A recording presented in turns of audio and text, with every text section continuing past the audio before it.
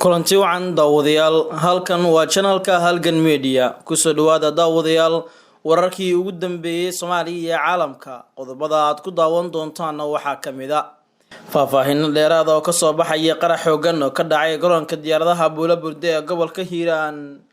madaxweyne Dani iyo gudoomiyaha aqalka sare oo ka wada hadlay doorashooyinka Soomaaliya maxay tahay sababta keentay baqashada shirkii madaxweyne Farmaajo Siciid Dani iyo Madoobe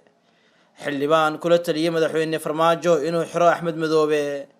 dagaal culus oo ka dhacay deegaanka Soomaalida Itoobiya iyo amaanka madaxweyne Cagjar oo loo baqayo iyo taageero cusub oo loo ballan qaaday dowladda federaalka Soomaaliya waa khamiis taariikhduna ay ku beegan tahay 3 bisha September sanadka 2020 u diyaar garooba saaxiibayaal qodobada warka aad daawateen oo dhameystiran faahfaahinno ayaa ka soo baxay qarax xooggan oo ka dhacay garoonka diyaaradaha Buulaburde ee gobolka Hiiraan wararka ka imaanaya degmada Buulaburde ee gobolka Hiiraan ayaa sheegaya qarax nuuciisu yahay miinada hormuudka lagu weeraray agagaarka garoonka diyaaradaha magaaladaasi Ali Maxamed Ali Indabur taliyaha booliska degmada oo tibaaxay in qaraxu ka dhacay nawaaxiga fariisiin kilalada garoonka ayaa tibaaxay in uusan jirin khasaare nafeed oo qaraxu sababay ila wareedyo amni ayaa Halgan Media waxa xaqiijiyeen qaraxa kadib ay saacado hawada ka maqnayd isgaarsiinta magaalada isla markaana ciidamadu sameeyeen howlgallo aan loogeyn hadii ay dad ku soo qabteen yiin kale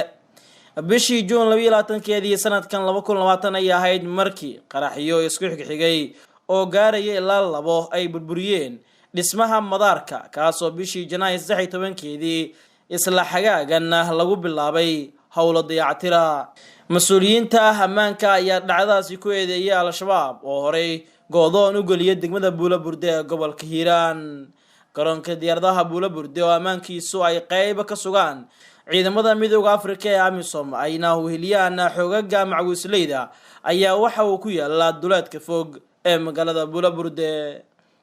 madaxweyne Dani iyo gudoomiyaha aqalka sarena waxay ka wada hadleen arrimaha doorashooyinka Soomaaliya madaxweynaha dowlad goboleedka Puntland Siciid Cabdullaahi Dani oo maalmahan ku sugan magaalada Muqdisho ayaa xarunta aqalka sare waxa uu kula kulmay gudoomiyaha aqalka sare ee baarlamaanka federaalka Soomaaliya Cabdi Xaashi Cabdullaahi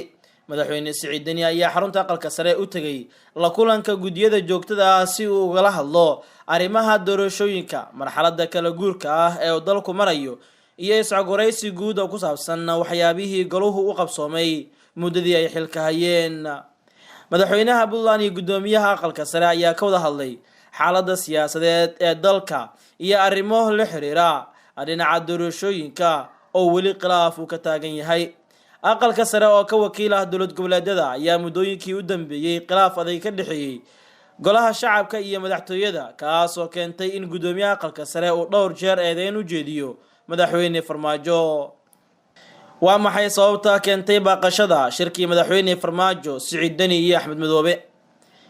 waxaa baaqday furitaanka shirkii magaalada Muqdisho uga furmi lahaa madaxweynaha dowladda federaalka Soomaaliya iyo madaxweynayaasha dowlad goboleedyada Puntland iyo Jubbaland kadib markii Axmed Madoobe keenay shuruud ah in dowladda Soomaaliya marka hore ciidankeeda kala soo baxdo gobolka Gedo ee koonfurta Soomaaliya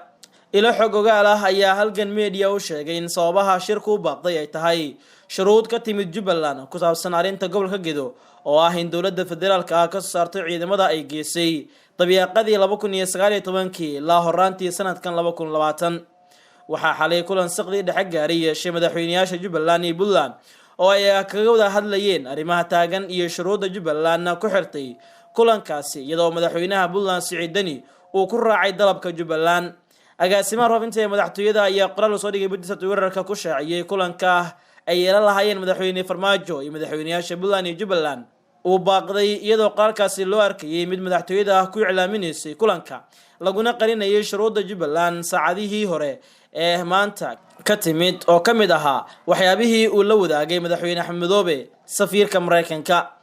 waxaa jiray kulan guuldareysay oo shalay dhex maray madaxweynaha Jubbaland iyo taliyaha NISA kaas oo saacado badan qaatay waxaana looga hadlay arrimaha ay kamid tahay arrinta gobolka Gedo iyo ciidanka dowladda Soomaaliya geesay gobolkaasi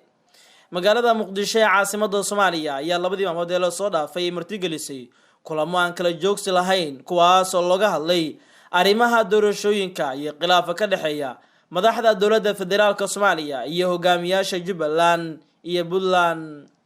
daawade maxaa ka taqaanaa xildhibaanada aanan dhicin ee ku jira baarlamaanka federaalka Soomaaliya? muddo 20 sano ah ayaa laga joogaa heshiiskii lagu dhisay hay'adaha dowladda Soomaaliya kadib burburkii dowladii hore Maxamed Siyaad Barre uu hogaaminayay ee dhacday sanadii 1991. heshiis ka dhacay magaalada Carta ee dalka Jabuuti ayaa lagu dhisay baarlamaankii ugu horeeyay kaasoo 4 sano mar la bedelo.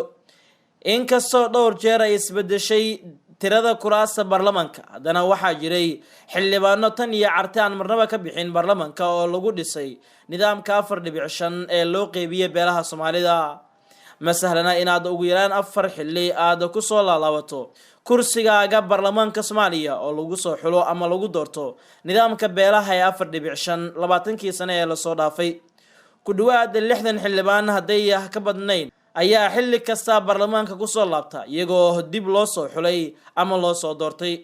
baarlamaanadii hore waxaa xuli jiray suldaanka ama ugaaska reerka, laakiin kan hadda jira waxaa doortay ergo 51 oo ka socota beesha kursiga iskale. xildhibaan Cismaan Libaax Ibraahim wuxuu 20 sano ka hor ka mid ahaa ergadii ka qayb gashay shirkii dib u heshiisiinta ee Carta, balse nasiibku wuxuu siiyay inuu xildhibaan ka noqdo baarlamaankii ku meel gaarka ahaa ee waqtigaasi Carta lagu dhisay. tan iyo waqtigaasina kama bixin golaha shacabka. dumarka ama gabdhaha oo markaas la dhisayo baarlamaan la yiraahdo ha loo xiro qondo u gaar ah, iyaguna maadaama la og yahay in odayaasha beeluhu doonayaan in ay rag xulaan, ayaa haddana waxaa jira gabdho xildhibaano ah oo tan iyo Carte aan kuraastooda waayin oo la soo xulay. waxaa ka mid ah Khadiijo Maxamed Diiriye oo xildhibaanimada ka sokow ayba yar tahay inay ka maqnaato xukuumadii isbedelaysayba ee 20 sano dalkan ka dhacday. xildhibaan Khadiijo Diiriye waxay u aragtaa in sababta ay u soo laabtay ay tahay in beesheedii ku qanceen isla markaana ay jirto doonista Rabbi. dadka siyaasadda Soomaaliya falanqeeya una soo joogay sida ay isu bedelayeen baarlamaanka Soomaaliya 20 sano ee la soo dhaafay ayaa rumaysan in xildhibaanadan soo noqnoqday ay fahamkooda habka wax loo xulayo iyo galaangalkooda hadba madaxda joogta ka helaan fursado ay mar kale dib ugu soo laabtaan. dagaal culus ayaa ka soconaya dowladda Soomaalida iyadoo amniga madaxweyne Cagjarna loo cabsi qabo. wararka ay naga soo gaaraya degmada Raaso ee maamulka Soomaalida ee Itoobiya ayaa waxa ay sheegayaan in dagaal xoog la halkaas ka dhacay. dagaalka ayaa la sheegay inuu ka dambeeyay markii ciidamo ka tirsan dowlad deegaanka ay dagaal kala kulmeen dadka deegaanka Raaso. dadka ku dhaqan Raaso waxay ku andacoonayaan in ciidamada ay rasaas ku fureen arday banaanbax dhigeysay, sidaasna uu dagaalku ku qarxay. weli lama oga khasaaraha inta uu leeyahay, waxaana la soo tabinayaa in ciidamo badan oo wato hubka nuucyadiisa kala duwan ay qayb ka ahaayeen dagaalkaasi oo madaxweyne Mustafa Cagjar ka amar qaata. dhimashada 4 qof ayaa dadka deegaanka ah ay noo sheegeen, dhaawacuna uu intaasi ka badan yahay. madaxweyne Mustafa Cagjar wuxuu amar ku bixiyay in qoliyaha dhibka iyo arbushaada wada la soo xiro si xaaladda deegaanada dib ugu soo laabato xasilloonideeda. waxaana warar aynu helayno sheegaya in hadda loo cabsi qababa amniga madaxweyne Cagjar oo ciidamo badan ay isku hareereeyeen, maadaama isagu amar ku bixiyay in dadka beesha ah ee dagaalamaya gabi ahaanba la soo xiro.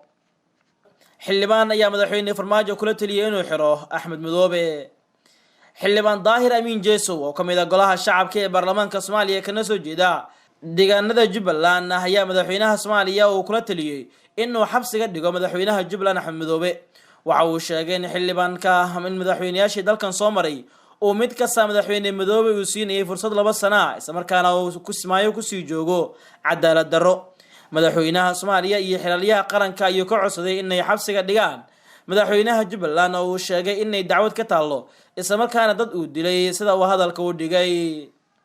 ugu dambeyntiina taageero cusub ayaa loo ballan qaaday dowladda federaalka. siyahayaha xilka wasiirka maaliyadda xukuumadda Soomaaliya ee xilgaarsiinta Dr. Cabdiraxmaan Ducaale Bayle ayaa kulan dhanka aaladda fogaan aragga ah la qaatay madaxa bangiga horumarinta Islaamka, waxayna ka wada hadleen dadgelinta arrimaha dhanka taageerada ee uu bangigu siiyo Soomaaliya. mas'uuliyiinta ayaa soo qaatay sidii loo horumarin lahaa dhaqaalaha dalka iyo kaalinta madaxda bangiga Islaamka uu ku leeyahay taageerada Soomaaliya sidii loo sii xoojin lahaa. waxaana maanta shir muhiim ah la yeeshay madaxa bangiga horumarinta Islaamka oo aan ka wada hadalnay sii xoojinta taageerada bangiga uu siiyo Soomaaliya sidaasi waxaa bartiisa facebooka kusoo qoray Dr. Bayle wasiirka maaliyadda Soomaaliya. guud ahaana daawadayaal waa naga inta wararkii ugu dambeeyay Soomaaliya iyo caalamka tan iyo kulan dambe nabadgelyo.